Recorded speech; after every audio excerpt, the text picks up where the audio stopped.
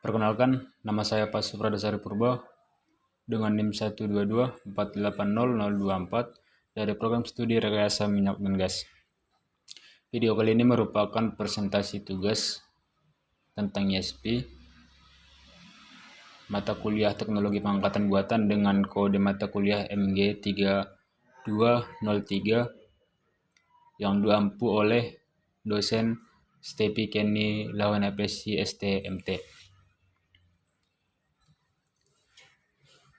Sebelum kita masuk ke materi ESP, mari kita pelajari terlebih dahulu mengenai artificial lift.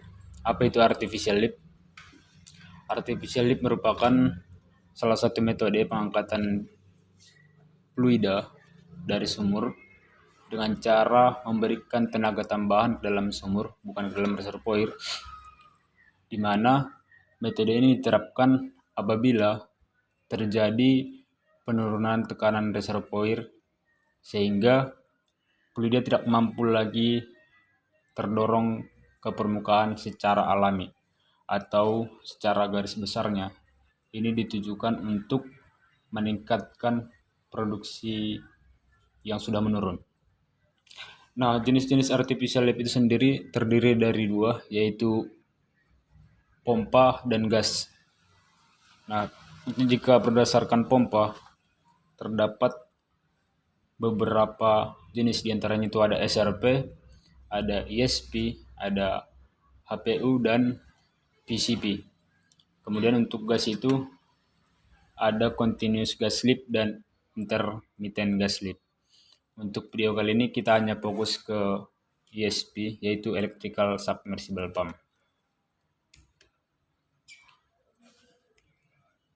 Apa itu electrical submersible pump?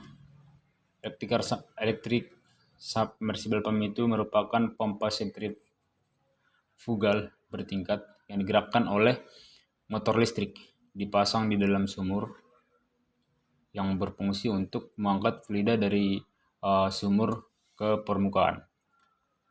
Adapun karakter utama daripada ESP ini diantaranya terdiri dari beberapa impeller dan diffuser atau yang disebut sebagai multistage. Kemudian digunakan untuk sumur dengan produksi yang tinggi dengan tekanan reservoirnya itu atau tekanan dasar sumurnya itu tergolong rendah.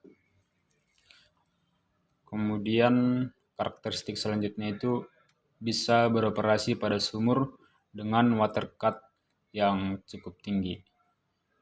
Dan ESP ini cocok juga digunakan untuk sumur yang relatif dalam. Bagaimana dengan prinsip kerja ESP ini? Prinsip kerjanya ini menggunakan energi listrik untuk menggerakkan pumpnya. Kemudian motor memutar siap yang kemudian memutar impellernya. Impeller menghasilkan gaya sentrifugal yang mendorong fluida ke diffuser. Fluida yang naik ke diffuser ini itu akan tergerak melalui multistage hingga mencapai ke permukaan. Komponen daripada ESP. Secara garis besar komponen ESP ini ada dua, yaitu yang berada di atas permukaan dan yang berada di bawah permukaan. Untuk di atas permukaan itu sendiri terdiri atas wellhead, junction box, switchboard, dan transformator. Kemudian untuk yang di bawah permukaan ada kabel listrik, pump, gas separator atau intake, kemudian protektor atau seal section, kemudian yang terakhir itu ada motor.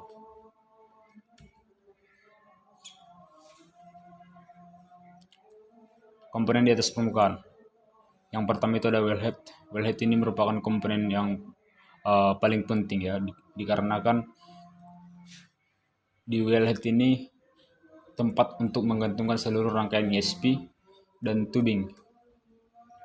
Alat ini dirancang untuk mampu menahan berat dan tekanan dari sistem pompa yang kita gunakan.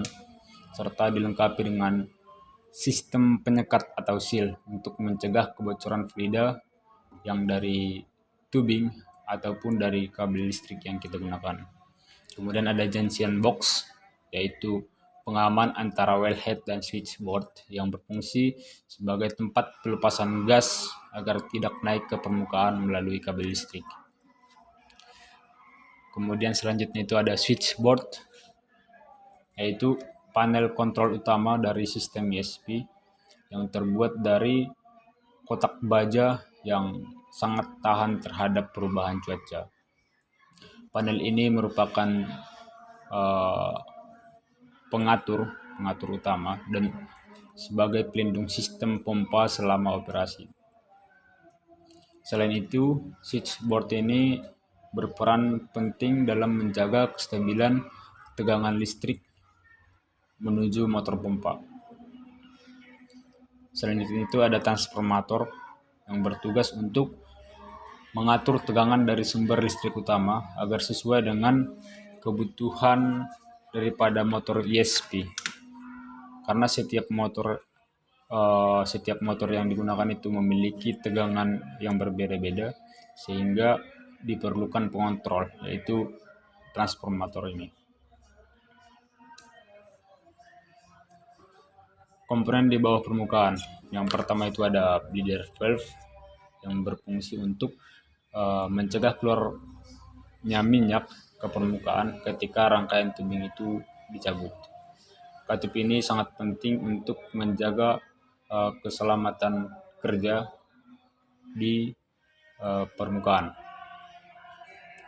Kemudian ada check valve yang berfungsi untuk mencegah fluida yang terangkat ke atas kembali turun ke bawah, sehingga ini merupakan penahan pada saat pompanya itu berhenti beroperasi. Fungsi lainnya ini bisa digunakan sebagai alat bantu dalam pengujian kebocoran tubing. Yang selanjutnya itu ada pompa. Pompa yang digunakan adalah pompa bertingkat atau multi-stage yang berfungsi untuk mengangkat fluida dari dalam sumur ke permukaan. Pompa ini terdiri dari impeller yang berputar, diffuser yang mengarahkan fluida, housing sebagai pelindung luar, dan sub atau poros penggerak. Kemudian itu ada intake atau gas separator yang berfungsi sebagai pintu masuk fluida ke dalam sistem pompa. Kemudian selanjutnya itu ada protektor atau seal, berfungsi untuk menjaga agar fluida dari sumur tidak masuk ke dalam motor, menyeimbangkan tekanan antara motor dan lubang bor, serta menghubungkan pompa dengan motor. Nah, selanjutnya itu ada electric motor, yaitu penggerak utama dalam sistem ESP.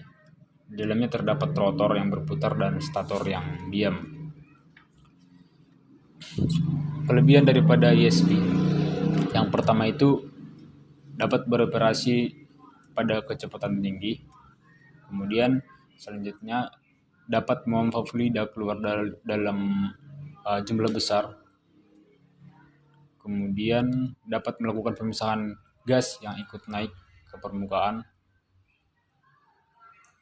Selanjutnya sesuai digunakan untuk sumur yang memiliki productivity index atau PI yang tinggi dan sumur dengan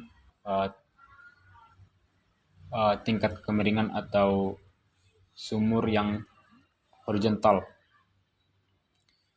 Yang selanjutnya itu ada biaya peralatan ESP yang relatif rendah jika dibandingkan dengan laju produksi yang bisa dihasilkan, sehingga untuk kelebihannya itu sendiri, jika secara ekonomi ini sangat menguntungkan. Adapun kekurangan ESP-nya itu diantaranya untuk biaya awal atau biaya pemasangan ESP ini sangat mahal jika kita membandingkan dengan metode pengangkatan buatan yang lain. Selanjutnya ini untuk kekurangannya tidak cocok untuk sumur yang bermasalah dengan jenis kepasiran. Dikarenakan kepasiran ini bisa berdampak kepada penyumbatan ESP tersebut. Selanjutnya, pada sumur dengan laju alir dan kecepatan tinggi, pasir bisa terlepas dari sedimen dan masuk dalam pompa menyebabkan abrasi. Kemudian kekurangan selanjutnya itu ada sumur yang jenisnya itu reservoir jenuh dan tekanan formasi di bawah tekanan saturasi. Gas yang larut bisa keluar sehingga bisa menyebabkan gas locking. Kemudian selanjutnya putaran impeller yang tinggi bisa menimbulkan emulsi yang memperburuk performa pemisahan fluida pada saat di permukaan nantinya. Kesimpulan, ESP ini adalah sistem artificial lift yang sangat efisien untuk sumur yang relatif dalam dan produksi yang cukup tinggi. Dengan prinsip kerja sentrifugal, ESP ini mampu mengalirkan fluida ke permukaan secara kontinu. Pemilihan dan desain yang tepat sangat penting agar sistem bekerja optimal sesuai dengan kondisi sumur yang ada. Sekian untuk presentasi tugas ESP kali ini. Jika ada kata yang salah, saya sendiri minta maaf. Sekian dan terima kasih.